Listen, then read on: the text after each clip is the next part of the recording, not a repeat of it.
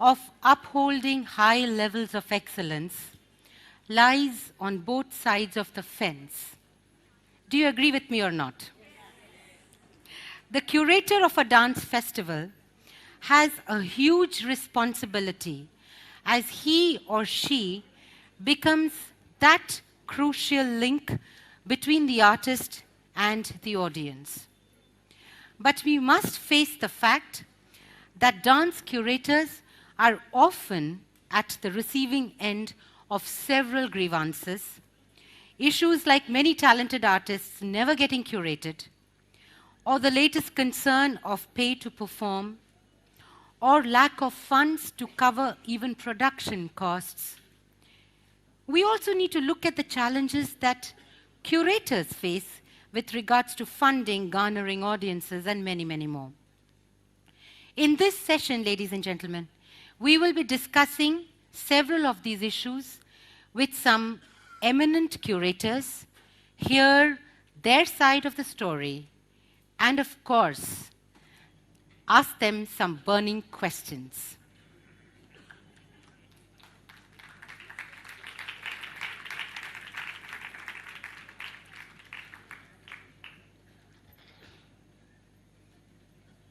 The founder of Ananya, one of the biggest dance presenters in Bangalore, please welcome Ananya Raghavendra.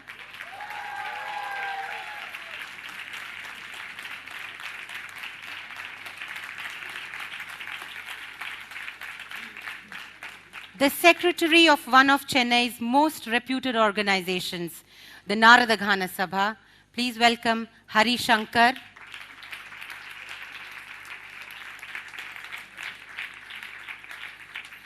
The young dynamic head of dance programming at the National Center for the Performing Arts, Mumbai, please welcome Swapnokalpa Dasgupta.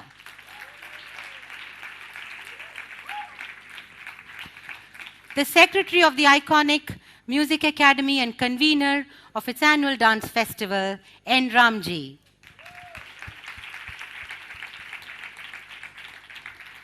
Producer at the programming department at the prestigious Esplanade in Singapore, Rajeshwari Ramachandran. Founder of Navatman, a New York-based organization doing tremendous work in the propagation of Indian arts, Sridhar Shanmugam.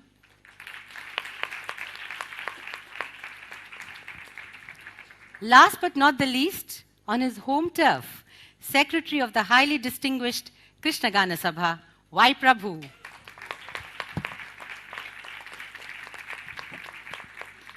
With her years of experience in arts administration and her close association with artists and organizers, the founder of Alap, and who comes here today with a very holistic vision for this panel discussion, please welcome our moderator, Akhila Krishnamurthy.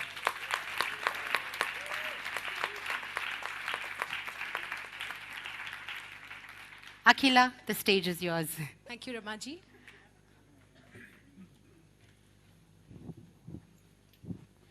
Hello, everyone.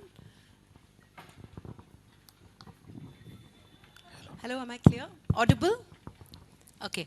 To be utterly honest, Ramaji asked me to moderate this discussion. I knew about it almost 8 months ago, but I literally began thinking about it only 2.5 days ago.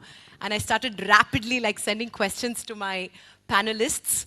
But what I wanted to do, and I intend to do, and I hope we are successful in that, is in the next 40 minutes, 30 minutes of conversations and 10 minutes, we intend to have deliberately attempt to see what goes into the process of curation. I mean, literally how I thought about this, what could I ask my panelists and how could it be most engaging to members of the audience?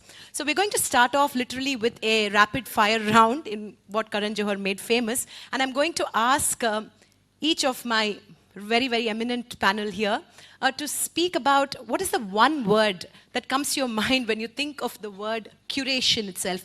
Just one word that instantly comes to your mind when you think of the word curation. You can share the mic with Hari. Yeah. It's in industrial language, it's called SOP, that is standard operating procedure, which will decide the quality of the person or artist you are getting. Okay, that's an interesting insight. Hari? Nothing. Basically, just have dance and promotion of dance, nothing else. So what the audience prefers, we give that. Okay, we'll come back to this. Shwapno? I think for me it's inclusion and appreciation. Inclusion. Okay. Mr. Ramji? Collective decision, we have a committee, and that assesses who gets the slot. Right. Okay. For me, it's quality. The word comes for me. Quality. Okay. For me, it's the complete 9 yards, A to Z. Okay. Qualitatively soulful. That's what I think. Qualitatively? Soulful. Soulful. Okay. Interesting. Okay. Our next rapid fire question is really going to be about what are amongst the 3 factors that really determine the process of curation? And maybe we can start this way, Mr. Prabhu. 3 factors that... See, this is a very difficult question. See how we started only with music when the curation of Krishnagana Sabha started for Christmas festival. Way back 40 years, 50 years back, we thought of only having music. But then my father felt that music alone is not the fine arts. We have to have Bharatanatyam or other forms of dance also to be included. Then we gave the slots, equal slots for music, and then the evening next slot was given to dance. So these things went into our mind in curating the festival. Then the regional, whether we are covering all the kinds of dances and all the musicians from other regions also, are they covered? We are So also trying to see inclusivity that. in some There's sense, inclusivity, okay.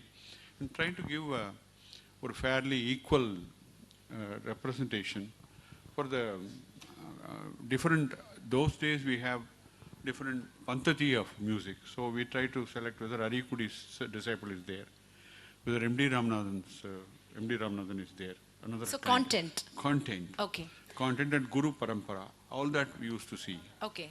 Even in dance, whether K.J. Sarasa's disciple is there, Rajaratnam's disciple is here, Okay. and all that we see. Okay. Respecting dance traditions of Banis. Mr. Raghavendra, would you like to? Yeah, 3 things which come to my mind are, one is balancing in terms of selection of artists. It's very easy to get big names, get good audience, and get clapped. But then it's very important that we also nurture young talents. The second one is mobilizing resources. Well, although I don't face too much of a problem, but that's something which I think all the organizations have that problem, and it's very important that we focus and concentrate on that. The third one is the biggest problem in a city like Bangalore we face is getting audience, getting rasikas, and training them to understand and appreciate what we do.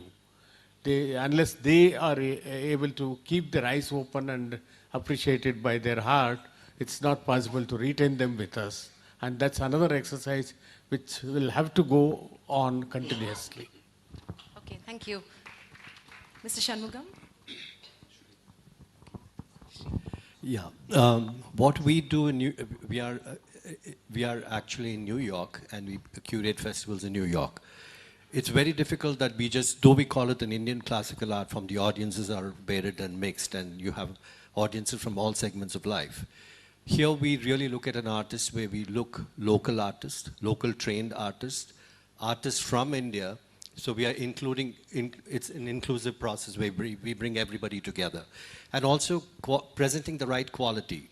So it should be that we're presenting the best person to the audience. So it's for the first time they're watching you or the Indian art form, for them to take back golden memories or the best memories or the cherished memories.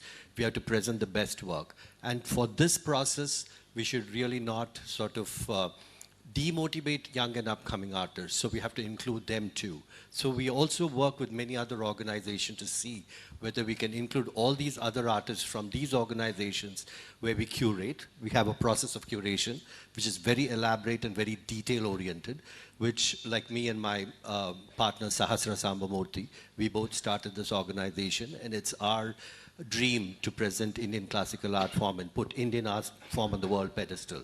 In my journey of being an artist, it was only my mission was to present, to put Indian classical art form on the world pedestal, which was inspired by Chandralekha when I was dancing with her. So she included me in her production, which went world over, and I was not a very well-known dancer or a very bright dancer, but she included me, and I always remember that, to see that we should include young and upcoming artists so that that does not demotivate them from going away from this rich culture. So we include. Okay, inclusivity again. Okay. Shwapno? I think for me, working at the NCPA, which is at its 50th year this year, it's also valuing the curation itself that the organization has been doing for 43 years, because I have just joined 7 years. So for me, curation is also syncing with the vision of the organization.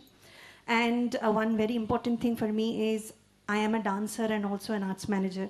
So that balance, and the dancer in me really talks a lot. Anytime if there is an application and I am saying no, the curator says no very easily. The dancer in me is saying no to a senior.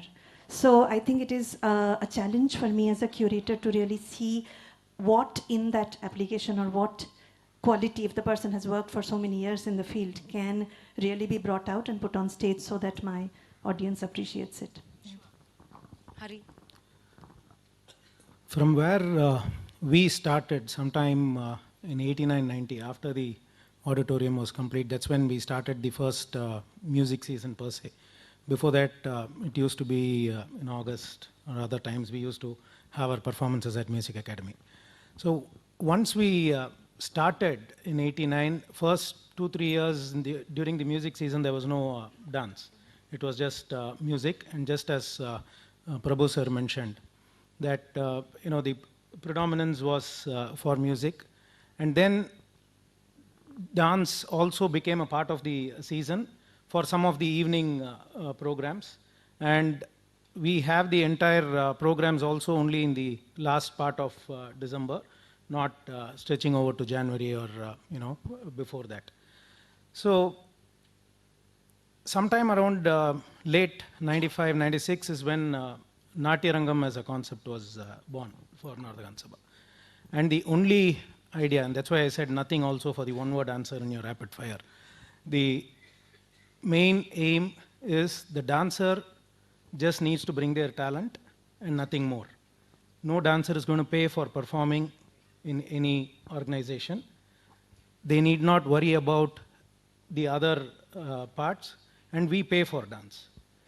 Dancer is paid for performing in our Sabha. So that was something that we are very, I should say, we are very steadfast in that there won't be any payment for the performance, rather the organizer has to pay.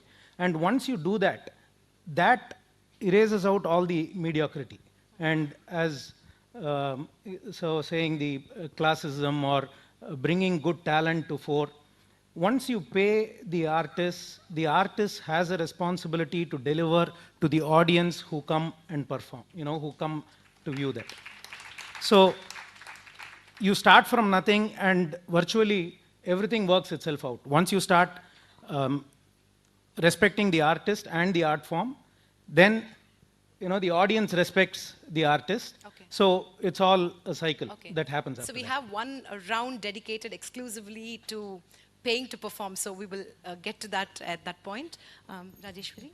So the art center that I come from is called the Esplanade, and we opened in 2002. And we have 3 major cultural festivals called the Malay Arts Festival, Pesta Raya, the Chinese Festival, Hawaii, and Indian festival called Kala Utsavam. And I'm part of the team of Kala Utsavam. I would say the 3 critical factors that we keep in mind when we curate would be artists, art form, and audience. These are the 3 pillars behind which we ponder over. Thank you. Looking back, it was in 1929 or 30 that Music Academy was the first organization to bring dance onto the stage. And somewhere down the line, we ceded the space to other organizations in Krishnagana Sabha. And in 2005, under the new dispensation, when Mr. Murali took over as the president, it was decided that we will have a standalone dance festival and seize the space back to us, okay? That's when, and also our dates were fixed until the 1st. So what do? We moved it to January.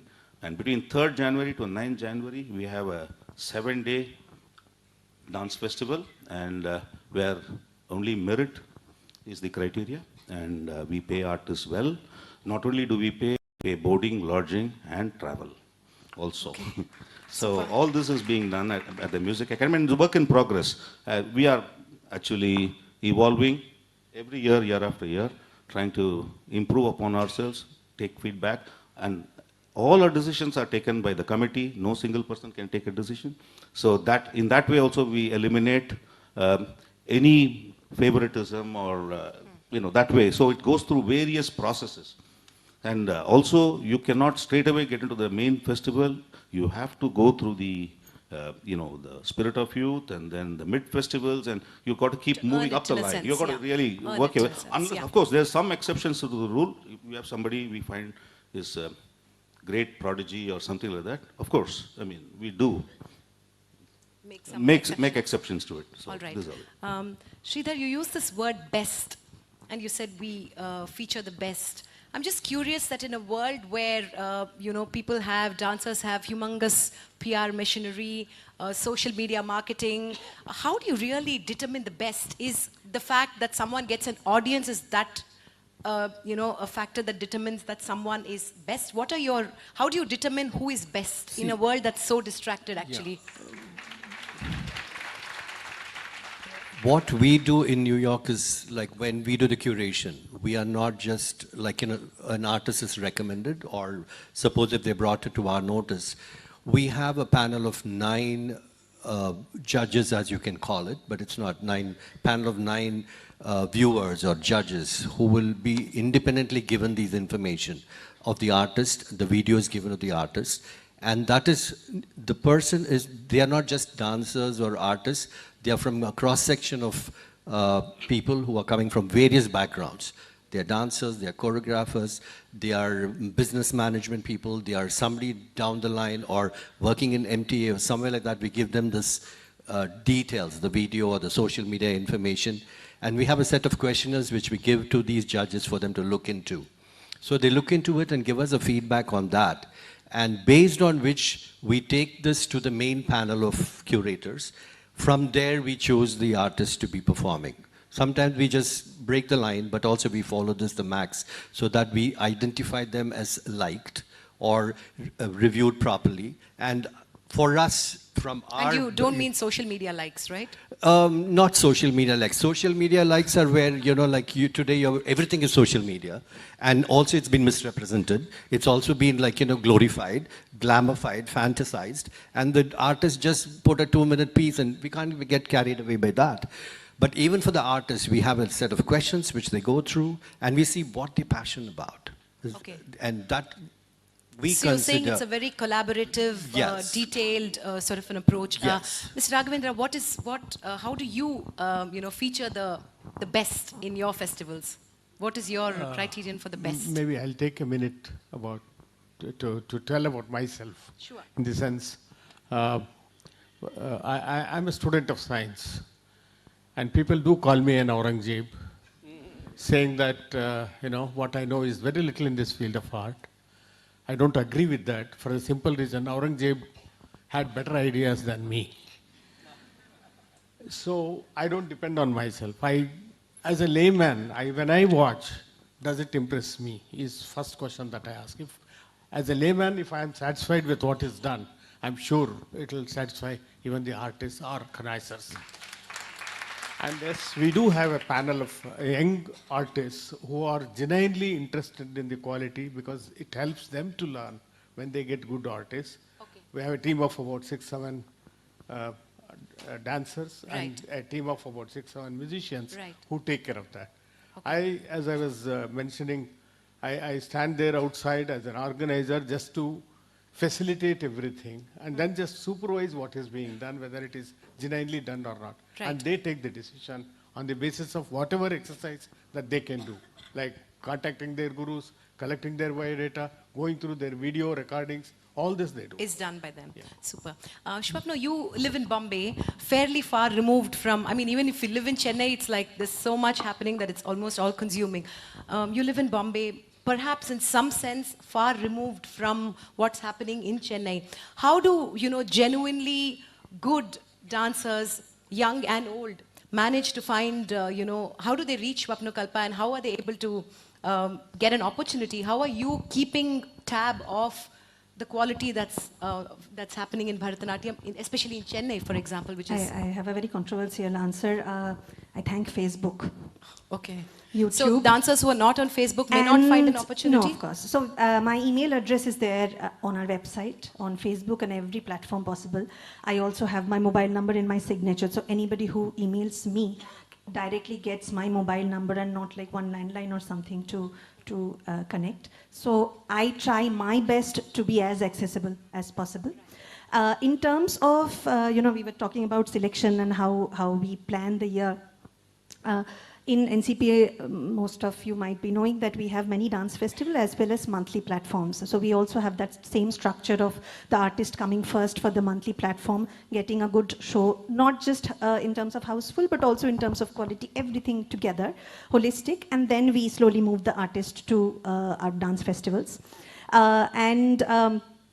Yes, it's a challenge to introduce new names. It is a challenge because it is an easy job for me to program it. But then if there has been cases, I think long time back at the NCPI, before I joined, I know that there was an artist, outstation artist who came and there was not a single person in the audience. So the show was cancelled.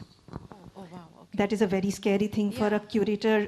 When I joined, that was one of the scary stories that I had heard. So I always had that in mind, that I would only launch an artist or a content or a production when I feel that we are ready to receive. I think WhatsApp, social media has helped me a lot to communicate with the dance community of Mumbai. Right. We have an excellent dance community. Everybody comes together. They send students. So we also have the right audience for our dance presentations. And being dance, it's not just one particular style of dance. It's not Bharatanatyam or Odissi, or we have to represent dance. Right. So throughout the year, yes, I know that a lot of people here might say that, you do not have enough Bharatanatyam, but there's only this much in Right. dance and that has to be distributed. Right. Yeah. So I don't know, I'm going to also ask this question to dancers. Do dancers have the possibility of accessing curators, showing their work? Is the process really as fair and collaborative? Like, I'll let Mr. Ramji answer the question. Are curators, I don't know, meant to be accessible and actually, go for the process to be really collaborative in that sense? Do people have the possibility of showing their work and stuff? Absolutely. People are, I have many of the dancers calling me or WhatsApping me, or there are other programs in the city. I make it a point to, go wherever, however, and I try to get, and in fact, I even take a couple of my other committee members along with me so that, I get another perspective. So definitely, it's open. They must and they should be in touch with us, and we will. And I make it a point to go and watch them. Right. Rajeshwari, I'm going to ask you about how you stay in touch, in Singapore. How do you stay in touch? Is social media an important sort of a platform for you to, identify like who's doing good work? Because I'm asking you, is that even a, worthy enough platform for you to be able to Actually, social media is a recent, for me, it's a recent phenomenon, and I think our art form and artists go way back. And in fact, the first step is that we have to watch the show ourselves. And when we are not able to do that, we ask for a video. So what I would like to say is that the experience that we get in order to arrive at a decision has to be done individually. I mean, if I'm programming something or my team is programming, we should have an opinion as first hand, you see. And how the curation work is that we have a local arts community that's really vibrant in dance, Bharatanatyam being the larger population of practitioners.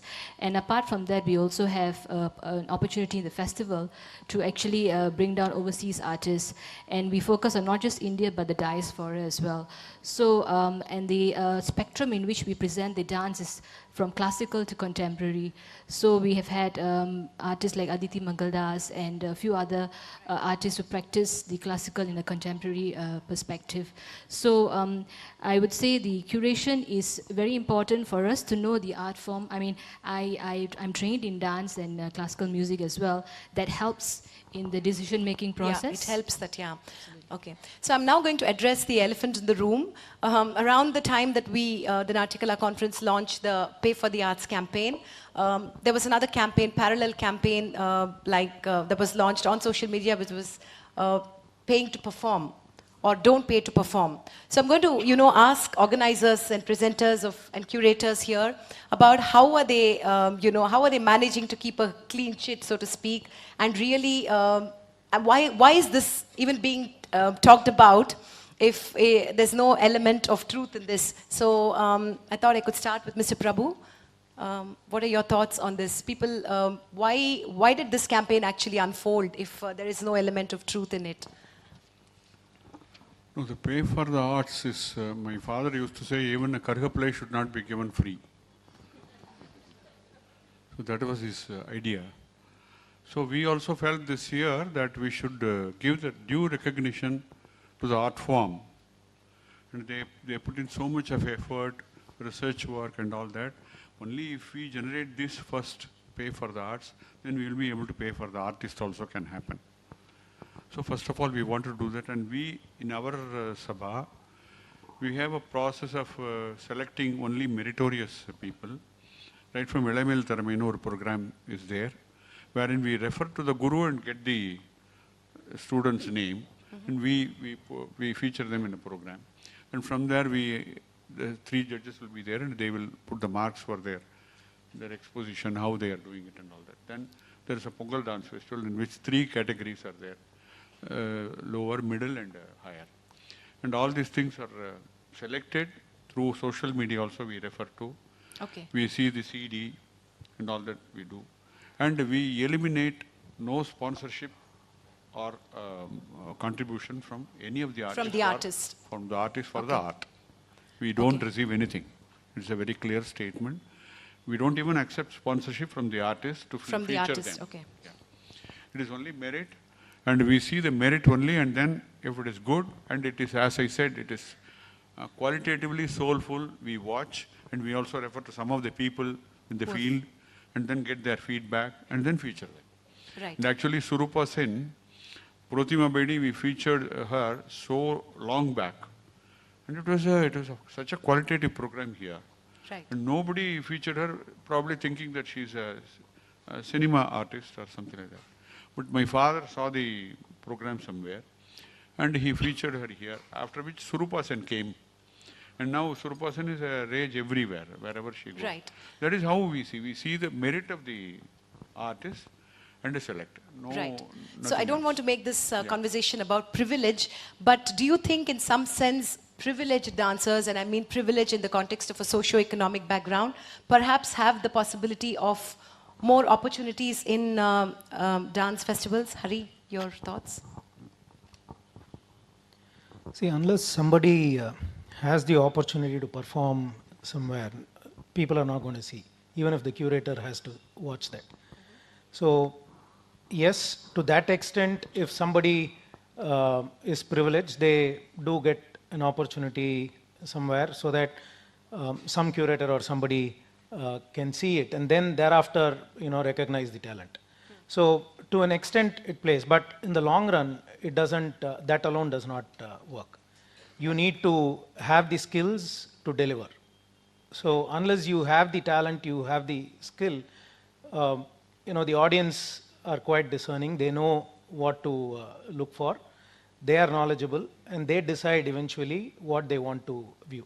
So being known, being entitled to something, all those things, to a certain extent, yes, but that can push you only this far, not beyond. So finally, it's all about the all about the artist and the talent. quality. Mr. Ramji, could you talk to us about how the Music Academy manages to keep a clean sheet and not perhaps come under the scanner when we're talking about paying to perform, etc.?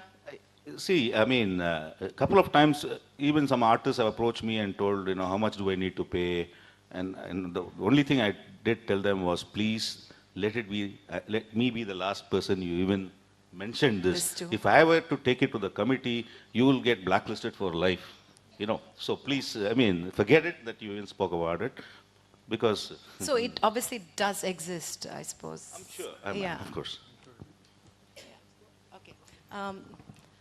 Sridhar, in the context of New York, paying to perform? We have a complete different model over there. First, let me say about the Facebook and social media. We use that to publicize the show and see how popular the artists are and the maximum outreach. We don't use it for curation. Now, coming back to this privileged artist, we have a completely different program where we select the artist and we give them a program plan where the artist shares the box office. Whatever, so the artists take the responsibility of doing publicity and bringing in more audience. So whatever is collected at the box office is shared with the artist, and within 90 days or 100 days, we pay them back. But there are certain things which the privileged artists, some artists are selected, but they are not able to pay for the flight ticket from India to there and staying there. They may stay at a friend's place, which we are not at the moment ready to offer the flight ticket and stay and all those facility. But we are sharing the box office. We don't want to go to the sponsors again, because if you go to the sponsors, there's always a vested agenda, there's a sort of a strings attached, and our quality is compromised, except for a few artists who are here. They support us, which has always been there. But when we go to a sponsor and we go for sponsorship, we have to compromise on the quality. To avoid that, we've just gone away from getting sponsors, getting the artist involved with the organization. We collaboratively do the festival, where at the back, by the box office collection, we share the facility. So that's what it is. Whether it's privileged, I don't know about all those factors. Okay, sure. We're also a very, very restless generation. How many of you here have already checked your phone like several times? Hands up. Okay, that's not too many. Okay, so curating for a very distracted generation. Can we, Mr. Raghavendra, could you address that? Curating for a generation that is very, very restless, distracted, needs everything in 1 minute videos. How do you actually, what's the process that goes into? Actually, I don't think we face that problem there in a smaller auditorium where they know that artists are seeing them. They also know that the organizers are watching them. Oh, lovely. So, most of our programs are held in a place called Seva Sadan, which has, which accommodates about 200 and odd. So it's very, and we do have TVs. So generally people don't indulge in watching their mobile and all. But then when we have 5 minutes time, we tell them, if they want to make use of that, like when they go to restroom, they can also make use of their mobiles. So I don't think it's a big problem, at least in our programs. Right. Rajeshwari, I'll let you answer that. How do you curate? I don't know how it is in Singapore. So okay, in Singapore, we in the Esplanade actually, the auditoriums, there's no network, there's no, you actually cut off from the.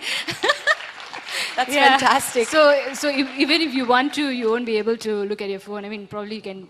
But then we have people taking photographs and videos. You see, so in some of the shows we don't allow that too.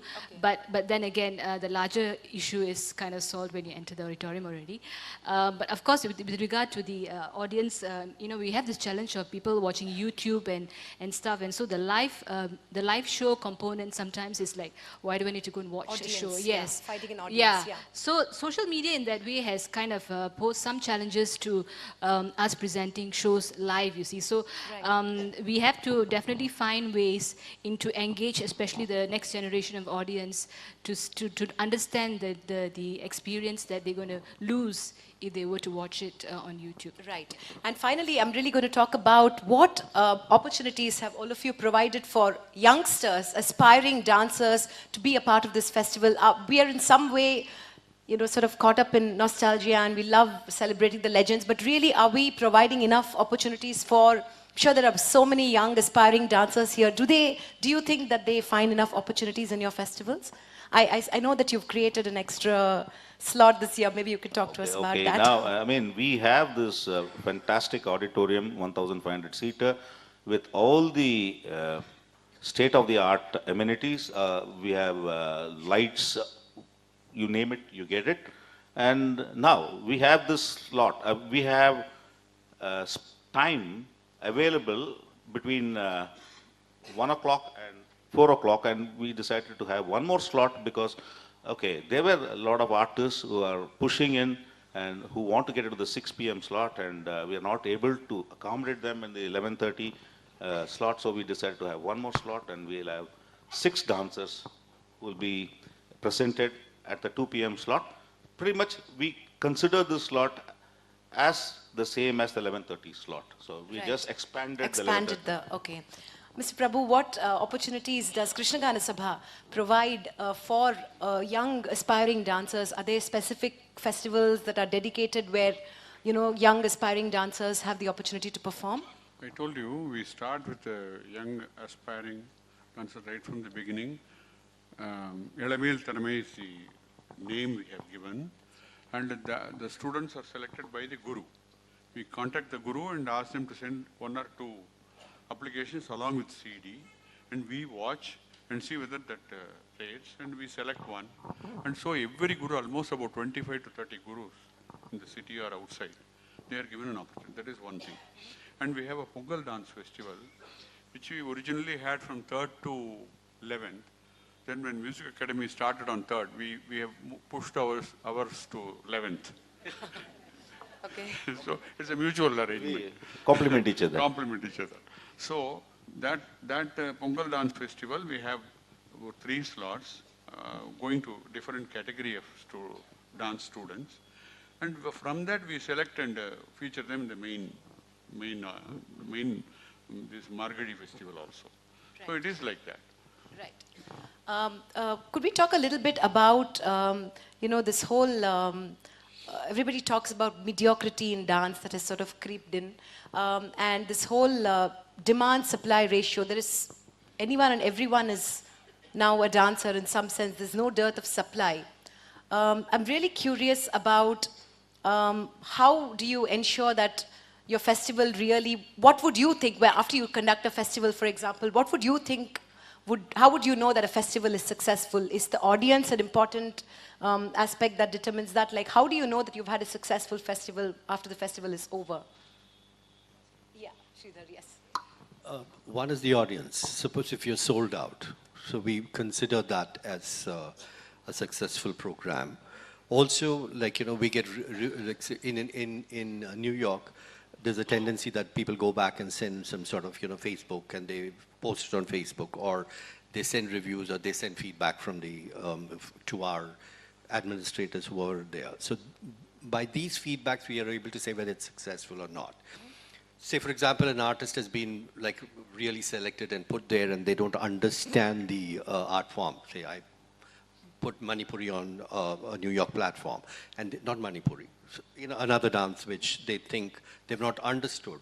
So we get feedback from the audience saying that, like, we would have more clarification in the art form. There's, there is some sort of a communication happening, and through which we know that it is successful or not.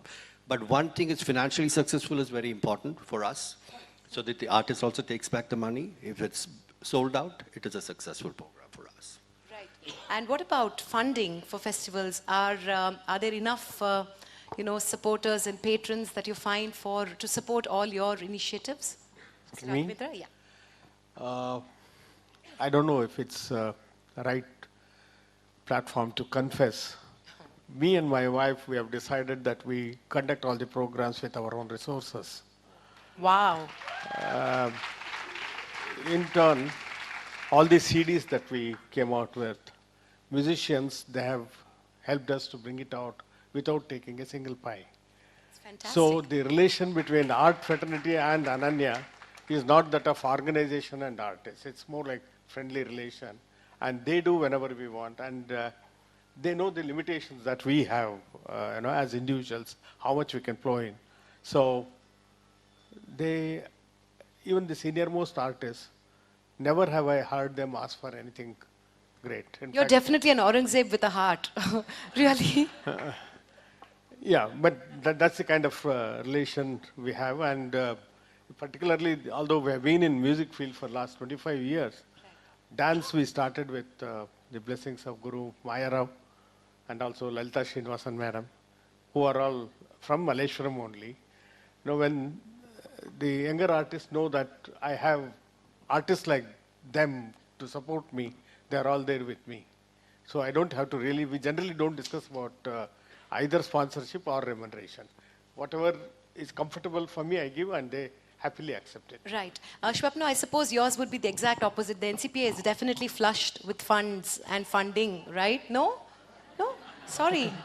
I think Citibank? that is the exact problem we face. We are a charitable trust, so we are not fully funded by anybody. And our chairman, Mr. Khushru Santuk, takes special interest. He makes sure that we have funds that, which are then used. And in most cases, after our festival has been curated, that entire plan is shared with the corporates. So we do not, even if very rarely corporates come for dance, because for whatever reasons, we see more interest in Western music, in fact.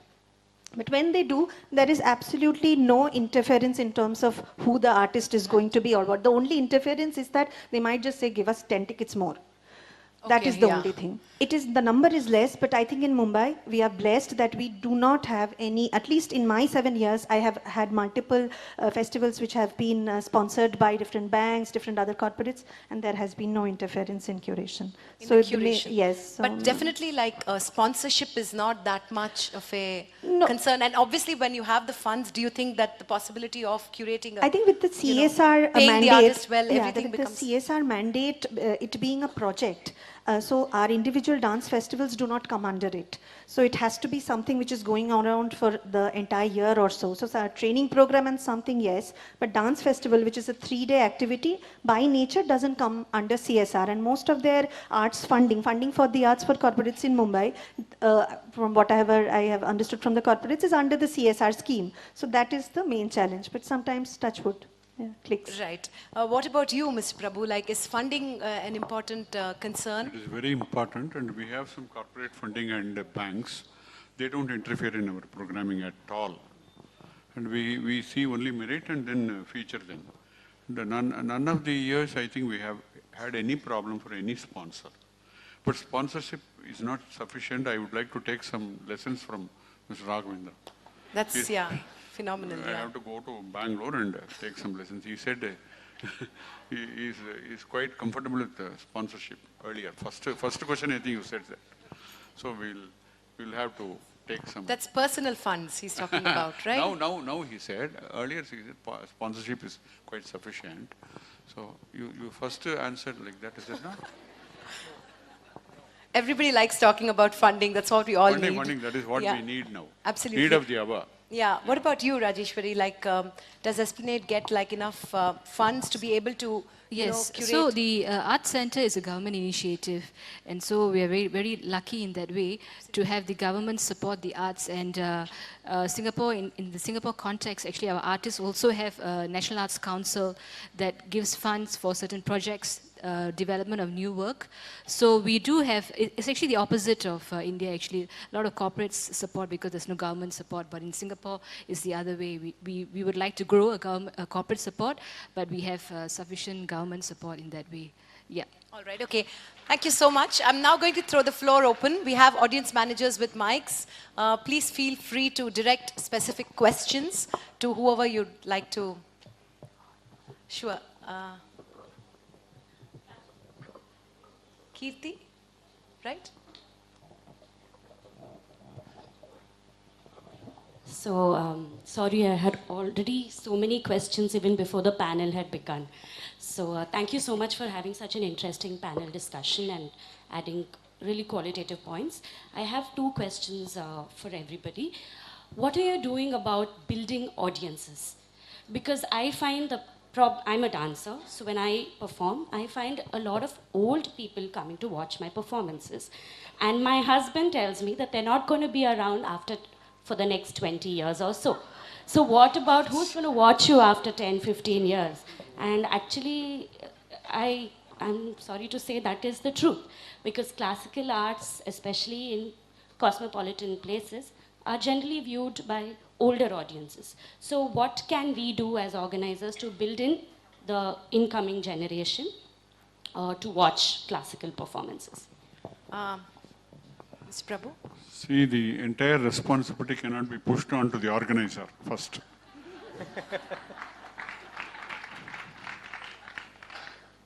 Because it should, it should grow in the house.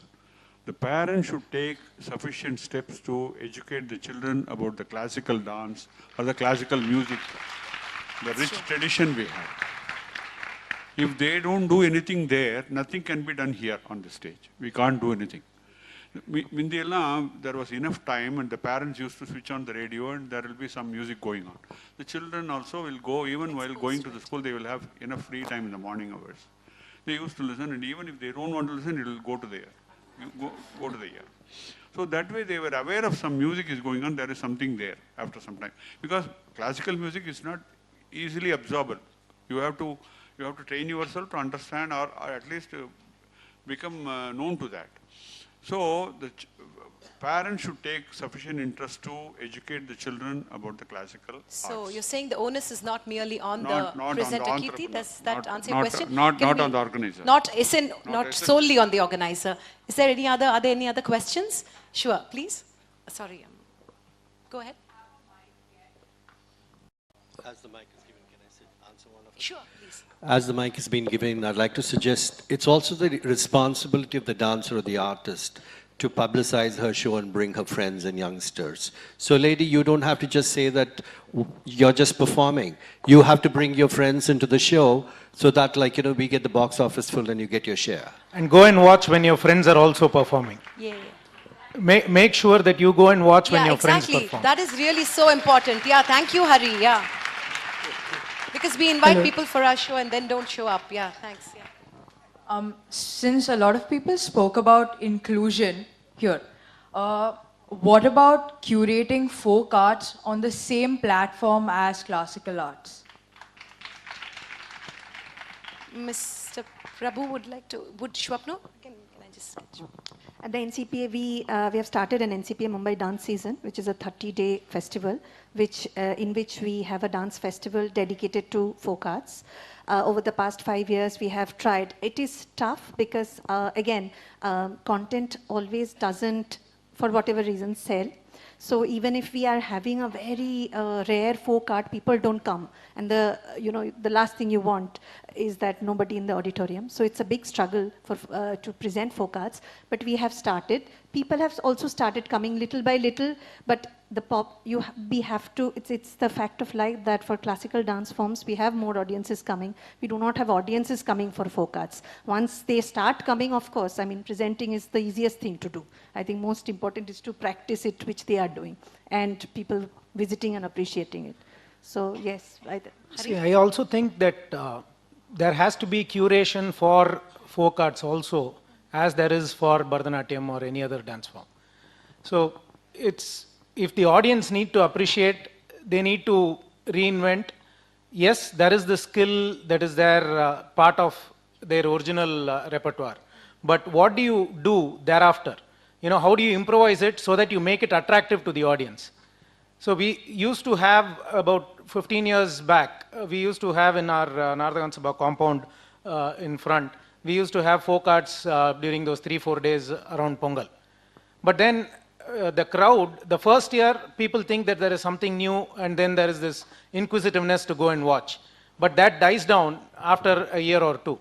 So then how do you keep it going? It's just like what we do for dance. You know, you have thematic performances, you have ballets. You know, I can see all the gurus here who have done so many ballets for their students, very innovative themes, not just the same Ramayana, Mahabharatam, but, you know, reinventing on that. So something like that needs to happen with folk arts also. So people need to take it up. There is some, you know, lot of space there for curation. See, in Krishnagana Sabha, we have July festival, Eggeraman July festival, in which about 4 days, 3 days to 4 days, we allocate in the morning hours for folk arts only. We write from Terukuthu, Poikal Kudurai and all that, everything, whatever is available in Tamil Nadu, Karnataka or Kerala, everything is brought here. And we specially arrange school children, corporation school children to come in the morning hours. And the entire hall will be filled with children. And we give them milk and a biscuit and make them sit comfortably without, and so that they will understand what is folk art. Because once they come to the city, many of the people, they forget the roots. So we make them come here and watch all the 4 days, different folk arts which are featured here in the morning hours. And it's going very successfully. We'll just take one last question from Swarnamalia. I'm just sort of thinking aloud. So many of you, when you spoke about inclusion, and you also spoke about quality.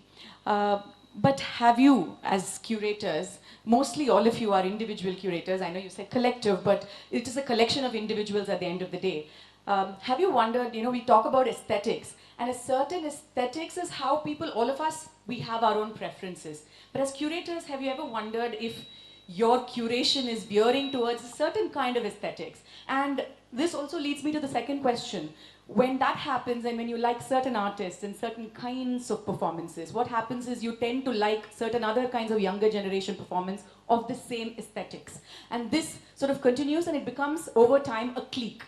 Because these artists, again, recommend, or they ask you to go and watch other artists who are in the same clique. So these are stereotyping and curation itself you're talking about? Yes, these are, sorry? Stereotyping and curation itself. Very much so. And hence, certain kinds of artists get repetitive, right? I mean, you may not be thinking of them as that. Mr. Ramji, can I? Well, I mean, as we see the show, we also look back and watch the theater. We have a big responsibility. We have a 1,500 seater. I cannot have a performance during the main slot with just 10 or 20 people. It's very embarrassing.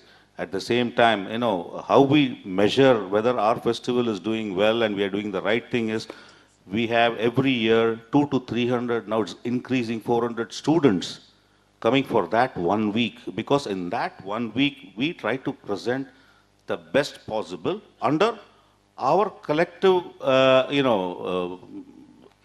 committee's opinion. It's not like, my opinion, it's not like I personally like a particular artist, but there are 10 other people.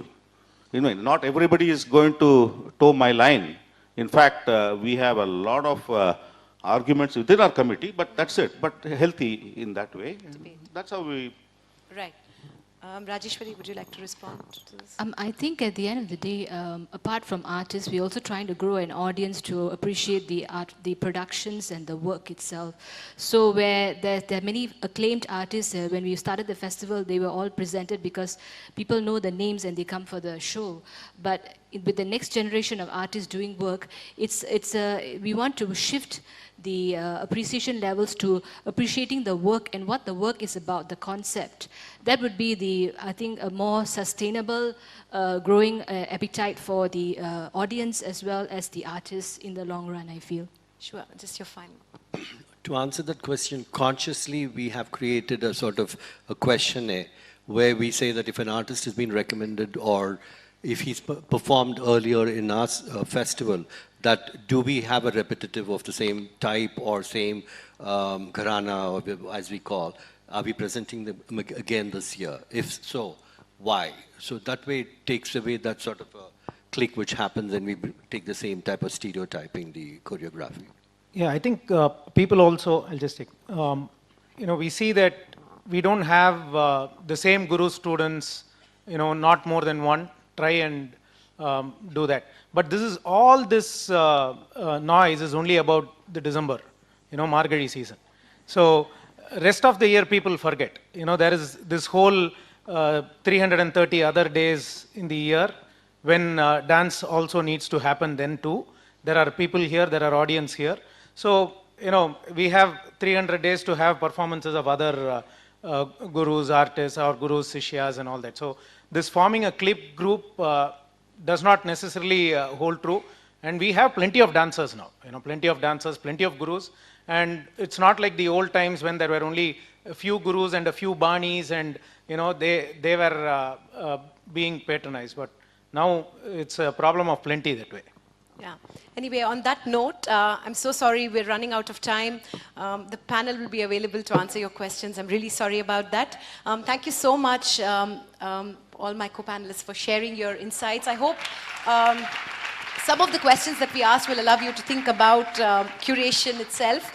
Because after all, as they say in Hindi, ye public hai, rasikas hai, sab janti hai. So please, the audience has a very important role to play. So thank you very much. Thank you. Thank you.